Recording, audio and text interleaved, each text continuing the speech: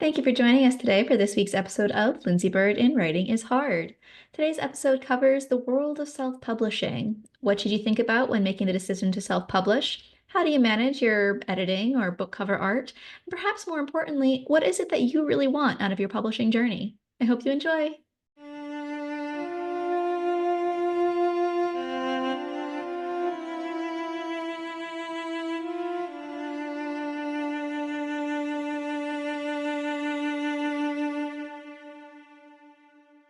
Today's author interview is with Bri Eberhart.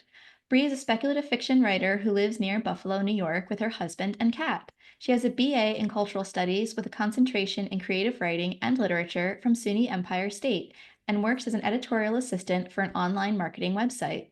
Strangers in Our Heads is her debut release, and its sequel, Strangers in Our Hearts, is out now. The Strangers series is a YA contemporary fantasy series that deals with grief, closure, accepting yourself for who you are, and discovering your place in the world. In Book 1, Strangers in Our Heads, you follow along as Gemma shows up in Theo's world. Their dreams become a shocking reality. The problem is that neither thought the other truly existed. Now they have to learn to trust each other in person as much as they had in their fantasies if they want their secrets to remain hidden. On top of that, the authorities are hunting kids with powers for being different. In a cruel contemporary world, can a handful of magical teens rely on one another to beat the odds? As we progress through the series with Book 2, Strangers in Our Hearts, we bleed into science fantasy with added sci fi elements. When a new group swoons in with their own unique powers and motivations that threaten to ruin everything Theo and Gemma have worked towards, the invitation into their broader community has its appeals but equal drawbacks. So just to start off, the Stranger series is self-published. Why did you choose to self-publish this series, and what medium did you use to publish it? I actually tried querying strangers in our heads first. At that point in time, it was strangers in your heads. Twisted the title a little bit to make it more make it make sense since it was dual point of view. But I did try querying that about 2020 or so. I got a lot of good feedback, but it was just kind of like not right for the market. I don't know how to sell this sort of thing. And then the story was just so like important to me, and it just hung on so much that in 2023 I decided to self-publish it. I did go through. It's on Amazon. I use Amazon as a printer, and I also uploaded it onto Ingram, so it is available online through like Barnes and Noble, all those stores and stuff like that. But I basically just decided to do those 2 routes, and then I do have it in, like, the paperback, hardcover, and an ebook version of it. There's a lot of things that go on with self-publishing. I confess I am not an expert at all in the self-publishing process. It terrifies me. So when you first decided to enter the self-publishing space, what did you have to learn? What did you have to put together? And how did you manage the actual production of a self-published book? I basically had to learn everything. I was so scared to self-publish at first.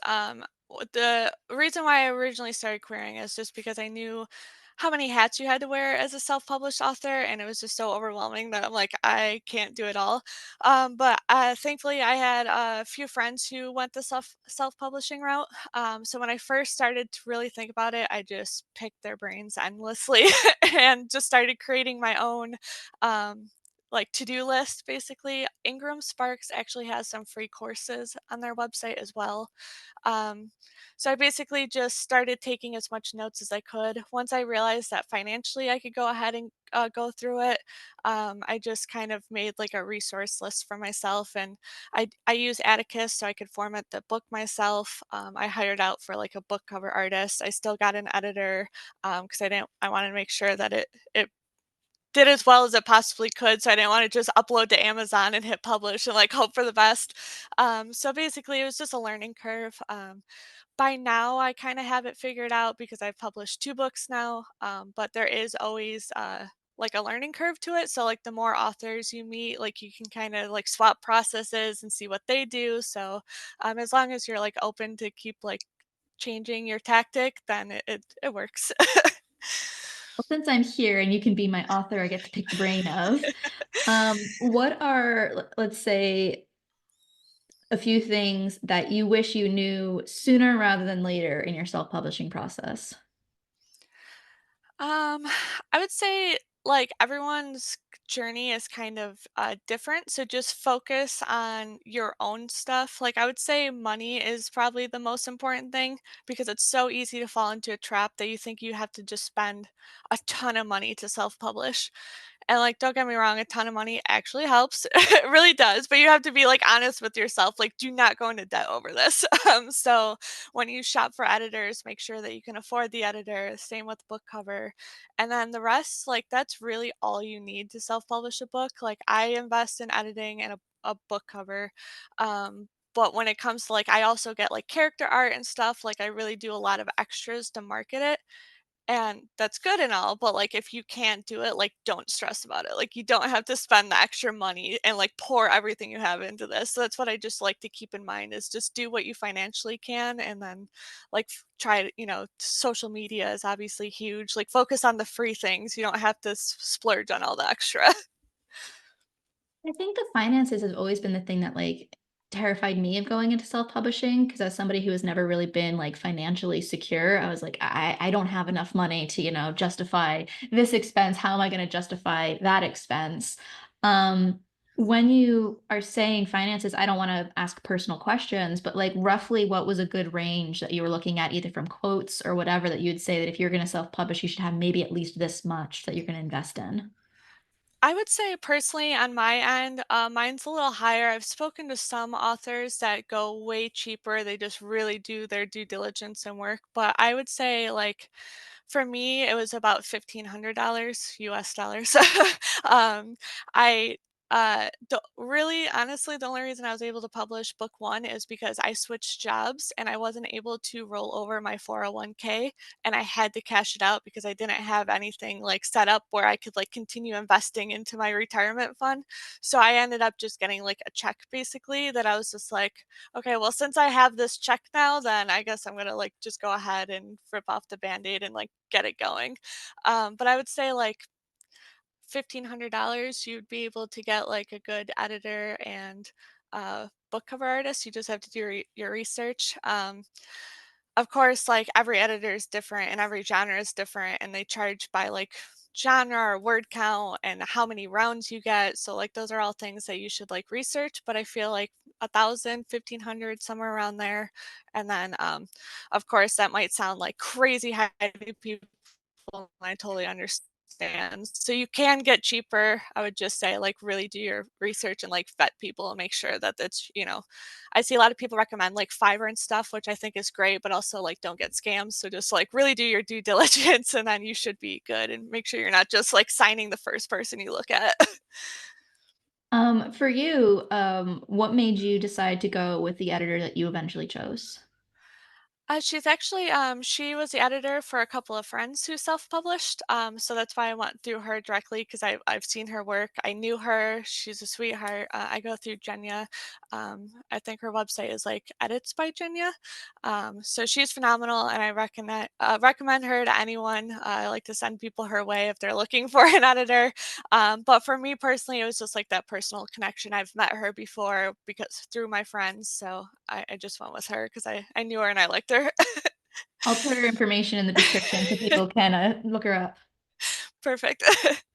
Um, what type of editing did you do with her? Was it developmental edits? Was it strictly line edits? What was that type of process like? Yeah, she does. She kind of groups it together depending on the package you do. So we do developmental edits and then we do copy edits. So those are like the two main areas that like we focus on. But she does have other packages if you wanted to strictly focus on one thing or the other. But we do 2 rounds together for the most part, and then there has been times where I've like added a bunch because of our first round. So if there does need to be like a third round of edit, we'll go into third rounds as well. It just kind of depends on the story and how much work that needed to be done. For people who might not have a personal connection in choosing an editor, um, you mentioned Fiverr earlier. What would you suggest is a good way to avoid looking at scams while you're looking for an editor? I would say my biggest thing is I honestly like, Fiverr kinda scares me, sorry to anyone who uses Fiverr, but that just, like, it was kinda too much for me, I didn't know how to, like, kinda digest it, so I would honestly, like, look at, like, indie books, like, their acknowledgement sections, or, like, the front cover, like, the data where, like, it's been copyrighted because 99.9% of the time, it'll have the editor in there, so if you have, like, an indie book that you really enjoyed and um, I mean, obviously, that's a lot of the author too actually writing the book, but if you just, like, you can tell even with traditionally published books when, like, there's some edits that are missing. So I would say if you like the book and you think that it, like, was edited well, I would focus on, like, that kind of thing, like acknowledgments, and then you kinda have, like, that's a testimonial in itself, so No, it's definitely a good idea. It's funny because when I do academic writing, one of the things that I tell my students is look at the journal articles that you're reading, look at this, look at that, see how they're formatted, see how this, that you can, replicate that yourself. Look at the footnotes, see what the journal is, do this and this and that, so you can replicate Yeah, that yourself. And so it's pretty much the same advice, which is go into the footnotes or the acknowledgement section, yep, see who's actually involved in the process, see what's actually being done. And if you keep seeing the same name over and over and over again, it's like, oh, that person's probably good. If you're yep, going through the book and you're like, you know what? I haven't seen a typo every 5 sentences. yep, Then you know, or if you do see a typo, it's like, maybe I can double check that and keep that on my list of maybe not this person in the future and something to, you have the books on your shelves more or less. Maybe they're in your pocket, but yep. it's an opportunity to do that type of research. I would also add, I've been self-published since 2023, and I have yet to find like an indie author who's like doesn't want to help you. Like the community is absolutely great. So like if you have questions, like and their DMs are open and like obviously if their like info is like don't DM me, then like skip that one. But like for the most part, I would say like 99% of the time you could just DM the author and just be like, "Hey, can I pick your brain real quick? Like what was your experience like with your editor? Like would you recommend them?" They're I haven't come across it yet, but there might be someone that's just like, "No, I don't wanna talk about it. I had a bad experience," and then that's cool too. But, like, if you're comfortable with that, I would just say, like, just reach out to people also and just be like, "Hey, who did you use? Would you recommend them?" Sort of thing. Where do you go to find your community? Um, I originally found my community on Twitter before Twitter kind of fell apart. I'm still on Twitter, but I don't use it as often. But that was originally the writing community on Twitter is where I found my people, and now I'm fully on Instagram. I also use Discord, so I kind of joined some indie groups on Discords and meet people through there. But mainly, I would say my community is on Instagram now. Discord's difficult because it's hard to find a Discord. They're usually private servers that you need to know somebody with a secret password to get in. Um, when you're trying to hunt them down, is it mainly like a friend of a friend of a friend, or somebody's put a public link somewhere? Or how would you suggest people go about finding a Discord they might be interested in joining? Most of the Discords I found, it's since Twitter is kind of I don't call it X, but X is kind of the bad place now. But I would say if you are on there and you search for like indie groups and stuff like that, usually you can stumble upon like a some sort of public link that someone put on Twitter. But also it's kind of easily friend of a friend of a friend kind of works too. So there's a few. I'm trying to think. There's Indiosyncrasy is a newer indie establishment. Safi runs it. She's on Twitter. She's great. She has like a public Discord. So if you're indie author, you can sign up through there. So I would find her. She's also on Instagram.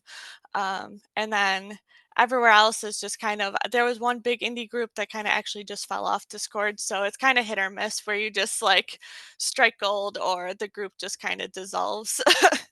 Yeah, it happens, and unfortunately, when it happens, you lose a lot of connections, and you lose all of the information that was put on that. It's one of the downfalls of Discord is that once it's Yep. gone, it just poofs and that's it, it's gone. Yep.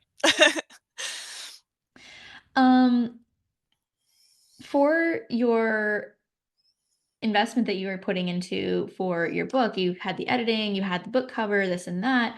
What about the marketing side of it? Because I know that can be very challenging. Because you could write the best book in the world, but if no one knows it exists, how do you draw people in? Yeah, so marketing has been an ongoing challenge. I'll be honest with that. There's just so much like time where you just focus on other things where you're like just writing the next book or whatever, and you're like, oh, I have not posted on Instagram in quite some time. So I try to utilize social media as much as I can, but I knew for myself I was really uncomfortable comfy with like the sales pitch all the time. So it's more like just trying to be like, "Hi, as a reminder, I'm still here. By the way, I wrote this book," sort of thing. So I try to post stuff like about my characters, just to, like draw people in that way. Like, oh, if you are really interested in Theo because of X, Y, and Z, like then you should check out my book. Like, so I'm just pointing out more like feelers and reminders. And then I would say doing like book events is a big one. That's where I found most of my readers so far is through book events, whether local or traveling out of state for 'em. Just getting that like face to face connection with the reader. It's not always like a guaranteed sale at the booth, which is totally fine. But like if you do events, I would recommend at the very least having business cards. But I like to print out like bookmarks with QR codes. Since I do character art, I'll get them printed on Vistaprint and have QR codes.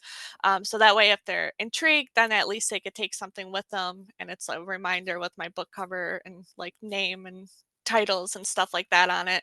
And then I also do a newsletter, a free monthly newsletter. So when I'm at events, I do like a raffle where if they sign up for my newsletter, I pull one name at the end of the event and I will mail them something. Like it used to be a custom candle, but now my friend crochets wolves for me because wolves have to do with book too. So that way, like people are signed up for your newsletter, and then you just, when you send out a monthly newsletter, you don't have to do monthly, but I do just because if I don't do it, it'll be like a year from now before I remember to like send them something. So that's just like another like, hi, I'm still here, still working on book three. So it's just kind of like those repeated motions, and that's try to focus on that without spending like I don't do ads or anything because I don't have the money. I don't want to like I might look at ads in the future when like the series is done, but I've heard like Amazon ads like they aren't really effective until you have like a full series out and stuff. So like I'm not spending the money that way yet. So it's just kind of social media and like local events. It's hard because, like, and I'm not, again, I'm not an expert at all. What I have heard about Amazon ads is that you can't really target them very well. And so it's kind of like you can buy the ad and they'll just splat it out to everybody. But, and then it's like, yeah, you might get 10,000 impressions. But if you're writing YA contemporary fantasy and somebody is woodworker who only cares about woodworking, they might see it, but they're never going to look at that because they're looking for a drill. They're not Yes. looking at the book. And so I think it can be difficult when you don't have that type of control where you can say this is a targeted ad for people who have this specific interest. Yep, And so yeah, I can see where some of those ads may or may not be very effective depending on the reach, the scale, etc. yep. And I think it's like just the most important part is to just like remember that like like your process is so specific, so like it's very easy to start like comparing yourself to other authors, and you're like, but this book is doing this well, and it's just like it's a completely total different game in their like atmosphere. So like don't worry about that because you don't know, you know, what they're doing on back end. So just like focusing on like your own paper sort of thing will help with like that mental struggle of like, well, I'm not getting X amount of sales. Like that's okay. Like don't like start spiraling. It might take time. Like a lot of people told me, like, especially self-published authors, the series needs to be done because people like enjoy binge reading a series. So it's like you might not be getting traction right now, but maybe by the time your series is finished. And that other person that you're like, well, they're doing this well, like they might have 10 books out already and you just haven't looked at their backlog. So they have like a huge reader established, like, or something like that. So it's just like, it's easy to spiral over marketing, but I would just say like focus on your own paper and just do what you can and don't like, you know, make yourself sick about it because it's very easy to like burn yourself out and think you need to be doing more when what you're doing is totally fine. Like focus on the writing part, what you can control. No, absolutely. This is potentially a difficult question. What do you think the goal is for publishing in general? Because I think some people they just want to publish a book and have like the credit for I published. Other people they want to make a career out of it where they're going to get all of their income just from the book. Other people it's just a mix of the both. And I do wonder like you can answer personally of, like, what your personal goal is for publishing, and just in general, what do you think you've heard that you feel the general goal is for, "I wanna publish a book, and it doesn't matter how or it doesn't matter when." Yeah.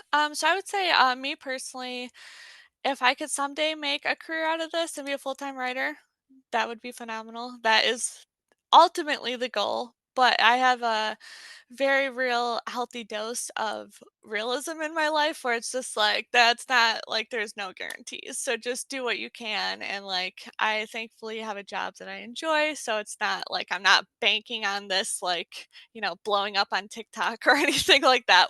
Would if that happens, that would be phenomenal. Don't get me wrong. If you guys want to make it go viral, go for it.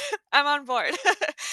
But I think it's just more at the end of the day, like writers enjoy writing stories to because they have a story to tell. So I think as long as you keep that in mind that like overnight success is not really a thing, then like you'll be okay. Like as long as you focus on like telling the story that you wanna tell because I think that's really what it boils down to. We're all storytellers in some sort of way. If we weren't, then we probably wouldn't be putting ourselves through this. So, I think, I can't speak for everyone, obviously, but I would just say, like, most writers just want whether that's, whatever story they're telling. My story is kind of, like, very, it's timely right now because the kids band together and they start fighting back against the authorities, which is very parallel to what's happening in the United States right now.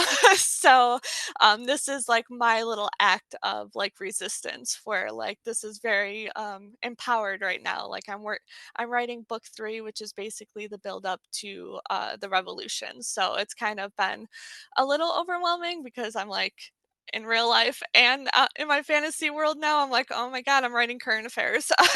But, uh, so even if your book is not that focused and, like, centered, someone still has a story to tell, even if it's just, like, a cozy, like, soft romance that's just, like, a feel-good book, like, you just wanna make people feel better. So, like, whatever you're doing, I believe that there's a reason that you're doing it, and you're not just doing it because you think it's going to be, like, overnight success because unfortunately, that doesn't happen to a lot of us.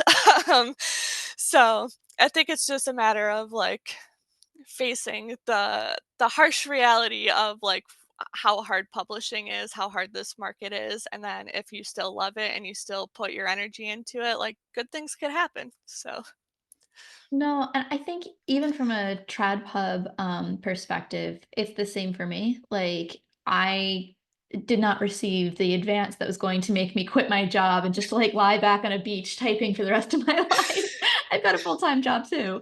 yeah. Um, and so, like, for me, like, I was fully aware, like, this is not going to be the change of my career. It'd be fantastic if I wake up tomorrow and find out 1,000,000 copies have been sold. Like, I would love it. Like, please go forth. Yeah. But yeah, it's would it be nice? Yes, but I also have a full-time job that I really care about. Yeah. And you know, it's not something that I expect. And I think I see a lot of disappointment online with newer writers, people entering the querying trenches, people entering the submission process who are just like the rejection, the constant rejection over and over and over Oh again, yeah. where it's like, well, I'm never going to go anywhere. It's never going to do this. And that it's very sad watching it. It's also like you sit there and you're like, oh my God, like this is just such a horrible experience. Yeah. Um, and I do see a lot of people saying, "Well, why don't you do self-pub?" And some people get very upset about that. She's like, "No, I need to publish trad pub." And so I'm curious, like as a self-pub author, like you made the choice to do this. How did you or did you think about that particular side of things, and was it worth it for you to do self-pub the way it was? How do you feel about how this process has been for you? Yeah, so I would say, self-publishing, don't get me wrong, has been difficult. But I would say like it's very different in like my personal life. So like I just had two back-to-back local events and I've sold 50 copies of my book between two events, which was like completely overwhelming. Like I like could not believe it. Absolutely floored. But that and as much as I love my local sport, I'm in a great community and people are so supportive. So I like appreciate where I live and so much. But that doesn't necessarily like transfer over to like my actual career of like moving the needle at all. So I think it's just having to like balance your expectations of like just like, take the wins. I think we're so guilty, all of us, no matter self-publishing or traditional, like, you move the goalpost and you're like, "Well, I want what's next." So I think just, like, stopping and focusing, like, "This is a win, so take the win," because you don't get a lot of them sometimes. Um, but I think, like, I'm also a querying writer. I've been querying since 2020. I've queried, 3 different books so far since then. So I've been in the querying trenches for 5 straight years now because I've always had another book to, like, query when one, like, died in the trenches.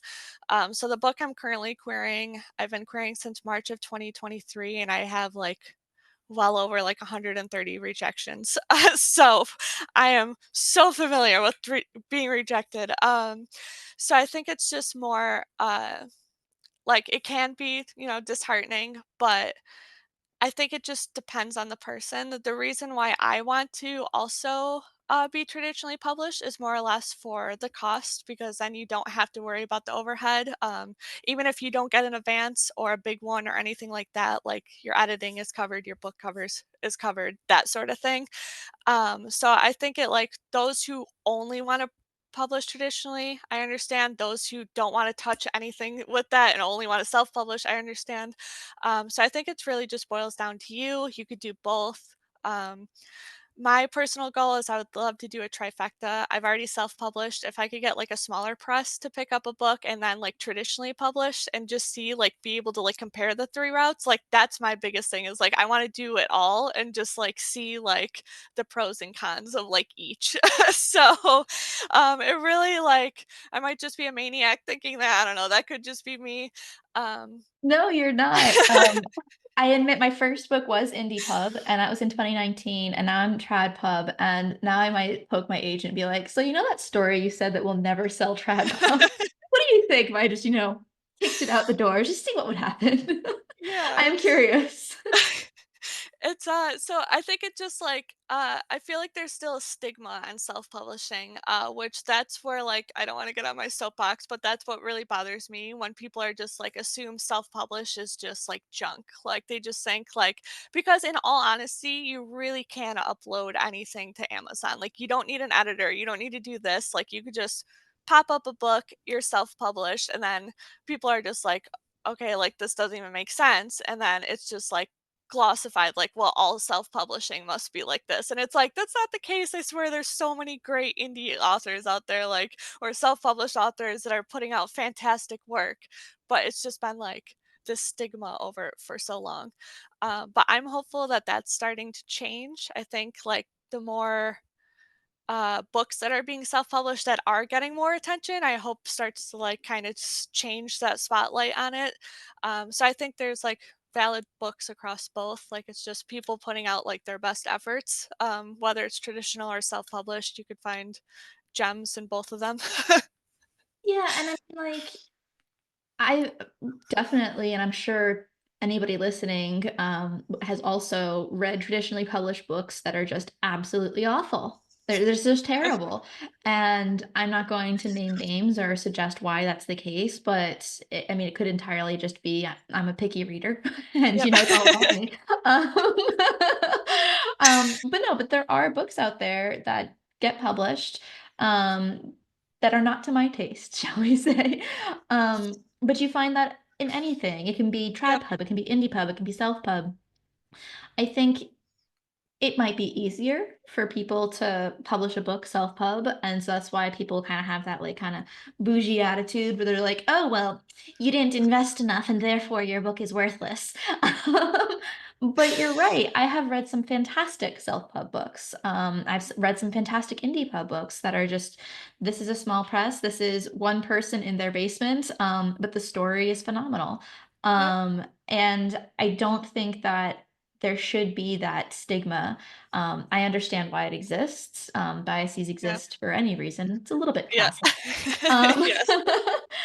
but I do think people should work on overcoming some of that prejudice because we Yes. are seeing more and more self-pub authors being pulled into the trad pub space because the quality of their work is just so phenomenal Yep. and they're getting that shot. And I hope everybody gets that opportunity. Yeah, and I think it really boils down to also with self-published authors is like you really don't know anyone's like story of why they're doing what. So like they could have all the money to self-publish and like they didn't do that because it's more like it's not about the money, it's more about like I want full creative control, which you don't often get with traditional where you know you have to work with the team and they want you to do this where if you self-publish you're like this is my cover, this is what I'm doing. And that's it. Like it has nothing to do with the money or anything or marketing or anything like that. They just want to be in full control. Totally valid. And then there's other people who are like, I want, you know, the team behind me, which is totally valid. So it's just like before people start picking apart of like, well, why did you do this? It's just kind of like you really don't know everyone's story or what their life is like at the end of the day. So just like read the book. Like if you think a book sounds interesting and you want to read it, then just read it, whatever form it came out in. No, absolutely. And what I will say is that, and this is just something I've heard time and time again, I think you even mentioned it earlier, everybody's publishing journey is unique. Yes. They're not replicable. Um, I mean, if there's something trending on Twitter at the moment, I'm not sure if trending is the word, but like people keep talking about their own personal like trad pub experiences where they're saying, you have no control over your cover at all? It's like, no, I remember getting off, like, being told, like, "What would you like your cover to look like?" And then having a Yeah. dialogue with the people, like, and I didn't get, like, a huge advance because there was like, "Oh, you only get that if you're a multimillionaire." It's like, no, I think it depends on your relationship with the publishing house. It depends on the team that you're working with. It depends on everything Yeah. depends. Um, and so, like, yeah, if you wanna have, complete control as a self-hub person, you have that option where it's like 100% yours. But even in that vein, unless you're physically making the art yourself, for instance, somebody else is going to be doing the art. And Yep. you might be telling them that, but they might not have your perfect vision in mind, and it might not be exactly what you thought of. Yep. So there's always somebody in your team, unless you are really just doing everything by yourself. Yep, and I know both ways too, like, I have, Emily from, Emily's, uh, World of Book Covers, I believe her name is, she does my covers, she's phenomenal, we do, like, unlimited revisions, so I just kinda, like, word vomit what I'm, like, thinking of, and then she just does her best, which she does phenomenal, but then we tweak from there because I'm like, "Oh, well, actually, I kinda pictured it like this," and then so there is that dialogue of going back and forth, um so yeah, like you said, I think the stigma goes both way when it comes to traditional, when people are so like anti that, like, well, you have a team, but like you said, you can also, for the most part, I assume, you can have that dialogue. There might be publishers out there who are like, no, we're the professionals. We're gonna let you know what your cover looks like. I don't know. But for the most part, I feel like at the end of the day, we're all humans and we all want to put like the best product out there. So I feel like there's probably that open dialogue like across the board of like let's help you get where you should be. Absolutely. Um, I know for myself, I am not a good artist, and I couldn't tell you what makes good art. Like, I could tell you my personal taste. I don't really like that, but I couldn't put into words. I don't like the neoclassical style. Like, I couldn't do that. And so when I'm like asked, "What do you want your cover to look like?" Pretty? It's like the best I can do. I'll be given like a list of things, like, give us the covers that you enjoy, and they're like completely random, nothing similar. It's like, oh, I like the blue in this one and the green, and like I'm so bad. Um, so I like having a team where I could just be like, please give me something pretty. I Yep. appreciate you. That's pretty much what I did to Emily. The book 1 cover, I very much knew for the most part what I wanted it to be. So I had a lot more feedback for book 1, and then book 2, like, we kinda obviously wanted to follow suit. It's the same series kinda thing. The same with book 3, but the amount of times that I was like, "You're the professional. I trust you. Like, just make it look good." Like, I don't know. That was me, exactly, and I do remember one thing, I remember talking to my agent, and I was like, "You know, I really don't like this trend with, like, flowers on the cover, like, it's just not something I really like," and for whatever reason, my editor kept insisting, she's like, "No, the flowers are, like, in, we need to keep the flowers," and I was like, "I don't really know, I'm probably gonna hate it, I don't know," and then I got the cover in, like, a sample in my inbox, and it had flowers on it, and I loved it, and I was like, "The flowers are so beautiful!" I was like, "The flowers make it." I was like, "Man, I was wrong about those flowers." Right? So, like, at a certain point, I just need to, accept my vision of art is bad. Yep. I'm good with words. Words are my play space. I trust everyone else. Yep. Same wheelhouse for me. Just like, I don't know. This is what I was thinking, but I could be wrong. So you tell me, I guess. You're the expert. When you did go back for the book 2, did you have a better sense of, like, language of how to communicate what you were interested in because 'Cause you'd already gone through that with book 1? I did. I'm still very bad at the word vomit, so I love Emily to pieces for just like, okay, here's my scattered thoughts, and then she just kind of pieces it together. But since we already had that foundation to work on, I knew like book 1, I have just like the two back to back because they're supposed to be Gemma and Theo are like separate in book 1 for a while because I think they only exist in each other's dreams. So I wanted the split cover to show that they're not in the same place. And then book 2, like they are together, but there's a lot of like the authority members in the background and stuff like that. So we had a lot to just like build on with like how the story progresses. So I don't have a cover for book 3 yet, but since like the split, I'm gonna do like a blue cover for the to finish the trilogy, so it kind of just like ties all together. And there'll still be more of the silhouettes on there just to keep it like on brand. So it's nice having that foundation, but it was still very much me just pouring out nonsense in her email and just being like, please help. So she's great. I have to say, I love the art. Like, your multiple rounds of revisions definitely paid off because I think it's so beautiful. Yes, thank you. She did so well. I love it. I still just like stare at them sometimes. They've been out for a while. Book 2 just came out in October of last year, and I still just like stare at the book covers for a while and just be like, wow, I love that. It's so nice when you see it and you're just like, "Oh my god, yes." Yep. So, throughout this whole process of writing multiple books, doing the editing, doing all the revisions, this and that, you're also working a full-time job. How do you balance all of the work for the full-time job plus all of the work of a second full-time job in the writing space? Um, I thrive on structure basically. If I didn't have structure, like I have to be really, really like strict with myself because if I don't do it, I could just like not write for the next 5 months because I'm just so like overwhelmed with stuff. So basically I try to just factor it into my day, like regardless. I work 10 a.m. to 6 p.m. So then I'll like eat dinner and stuff like that. And then I do I call it like button chair that mentality where like I try every single night if I can like 8 to 10 p.m. I'm at my desk, whether I'm doing like trying to do marketing posts and get ahead of the game. I use Trello to kind of schedule out my posts so I don't have to like make something on the fly.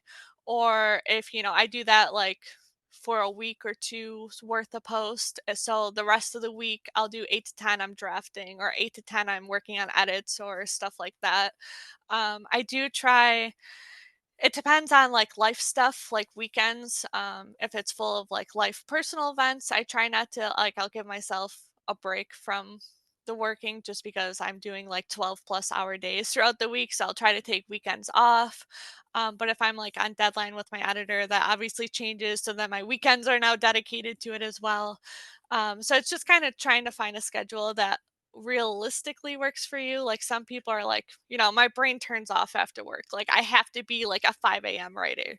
That's totally valid. Just finding what works for you. I tried doing like getting up at like 8 a.m. and writing until like 10 when my shift starts. And like my brain doesn't work in the morning. So I'm like really happy that it's like almost 9 a.m. here for me. And I'm like, I'm actually making coherent sentences. Good. Because usually like my brain doesn't work until I'm like clocked into work. So that's why I'm like, all my writing stuff has to come at night. So as long as you just have just look at your schedule and find what realistically works for you. I should say I'm lucky in the sense it's just me and my husband and my cat. So I don't have like a family that I have to, really like care for or anything like that. My husband understands. I go into my little troll mode where I'm just like at my desk for a couple hours. So obviously everyone's lives are different. So if you're like, well, I can't, do 2 hours a day, like writing on lunch breaks, or, if you're doing public transportation, writing on your phone, like just finding those little spots that work for you. That's what helps me the most is just the structure, knowing that like I have to dedicate a chunk of time somewhere for this. Yeah, I think that's the dedication that is like super important. Like for me right now, my life is ruled by my calendar. If something is not on the calendar, it does not get done. Like I can't do it any other way. My life is my calendar. Yeah. And yesterday I actually went to a writing meetup thing for the very first time in my town, and it was like I had been struggling for a while to like sit down and write because I was getting so distracted with everything. And I went to the writing meetup and I sat down and I wrote for 2 hours straight. And I was like, I finished a chapter. I started this. I did this. I was very proud of myself. And it's like, I need this on the calendar. As soon as it is on the calendar, it will get done. The calendar said that it would happen. So it will happen. So I'm Yep, like, all right, every day now I just have to put a 2 hour block where it's like writing, and that's what I yep. do. I think it's so easy too that we all like I fall in the trap of like, well, if I just get the dishes done really quick, or if I just get the laundry started, or if I do this, then it's off my plate and then I could focus on work. But like just understanding that your plate is never going to be empty. So like you just have to put your writing first. Like if you have an hour where you could either do the dishes or write, then just write. Like if you can, like just do it. Your dishes will wait. They'll be fine. Like you don't have to have a spotless house to right, like, so I think we're all, like, guilty of that, of like, "Well, if I just do X, Y, and Z first, then I could do this," and it's just like, "Nope, no one else is going to put your writing first, so if you don't, then you're falling into a trap of, like, it's been months now, and you're like, 'Oh, no, where did the time go?'" Well, I think that's really interesting. I don't know if this is a good way for people to think about it, but say you want to play soccer. So you go and you have a soccer club meeting, and it's every single week at a specific time with a specific group of people. Every single week, that's what you do. um, that's your time to play soccer. And Yep, it's the same thing with writing, where it's like, this is your hobby, this is your job, this is your this. If it's a job, every single day you go to work at a specific time, this is what you do, that's your job. yep, And treating it like, no, this is an obligation. This isn't just, oh, it's my fluffy fantasy time. I can do whatever I want. It's, in between scrolling, I might type a sentence. yep, No, like actually commit to it. Like, it's your hobby, it's your job, it's your dedicated time for what you want. And if you can make your time to do all of this other stuff, then you can put on your calendar or whatever it is and say, this is my moment and do it. Because, yeah, for everything else, we're like, no, I can't do the dishes. I've got to go do soccer. I can't do this. I've got yeah. to go do that. And so if we make excuses for everything else, then we need to make excuses for the writing too and say, no, this is my time. Exactly. And also, like, I know some people are just like, I like can't do that at home because, the dishes will, like, haunt them, so they, like, go to the library or they go to a coffee shop. So, like, even if you have to, like, remove yourself from, like, those temptations of, like, I should be doing other things, if you're able to just to, like, find a new setting, that might help. Like, just give it a try. Maybe that doesn't help at all, but at least you tried it, and then you could figure out something else. Like, it's just trial and error until you're just like, "Oh, I found it. I found the groove. I know what I should do." What helps me the most is going someplace there's no internet. Yeah, If I I can go see to a that. coffee shop, if I go to some place, even if it's a place that has internet, maybe, but I don't know the login, like, fantastic. I can go to the library. I like listening to the sound of people living. Yeah, So I like, quiet noises of pages turning. That relaxes me and makes me feel productive. But as soon as I have the internet, now it's like I love them to death, but I'll get text message notifications from my friends, or Instagram notifications will pop up. And as soon as I see the pop ups, like, oh, I should check that. Oh, I yeah, should respond to that. And as soon as I do that, I'm no longer writing. Now I'm like, oh, I need to scroll through this. I need to, yep. it's so distracting. And yes, at home, I could turn the internet off, but I feel like it's forced off if I go somewhere else and I don't have any access to it. Exactly. Yep. And I also, for my writing process changes for each book. I don't really know why, but I'll either write on my desktop or my laptop somewhere, or I also have one of those Alpha Smart 3000 keyboards where it's just a keyboard and the screen's like that big, so you can't even really edit anything because you can only see like a sentence at a time. And then it just plugs into your desktop and it'll upload to your like Google Doc. So there's been many times where I'm like so like overstimulated with everything that I'm like just break out the keyboard and like sit outside because then you have nothing to do but type on this little keyboard and you can't even go back and edit. So it's just finding a process that works for you. I admit I really like handwriting stuff. I'm one of those awful people. What I hate doing is handwriting something and then transitioning it to text when I actually have to type it up. And so there's a program on my iPad called Nebo where you can write it and it'll convert your handwritten stuff into typed words. That's Um, it more or less can read my handwriting, but I am looking for a better alternative because my handwriting's not good. Um, but yeah, it's finding those alternatives, finding the ways that you can make it work for you.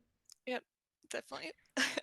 So we're running a little low on time. I did want to ask you before we left, is there anything we haven't had a chance to talk about that you did want to go over? Um, no, I don't think so. I think we covered everything. I would just like to say, like reiterate, just I think really at the end of the day is just figuring out your own journey. Like that's just the most important thing. Figure out what works for you, what doesn't work, whether you want to self-pub or traditionally publish and just keep querying. Everyone's unique, everyone's different. So just do what you can do and you know, rely on your friends. Querying is terrible. So, as you know, not being traditionally published, you get it. So just Yeah. finding your little community friends you can trust and fall back on and they'll offer a shoulder and yeah, just keep keep on keeping on basically and you'll get there. Thank you so much for joining us today. Thank you for having me.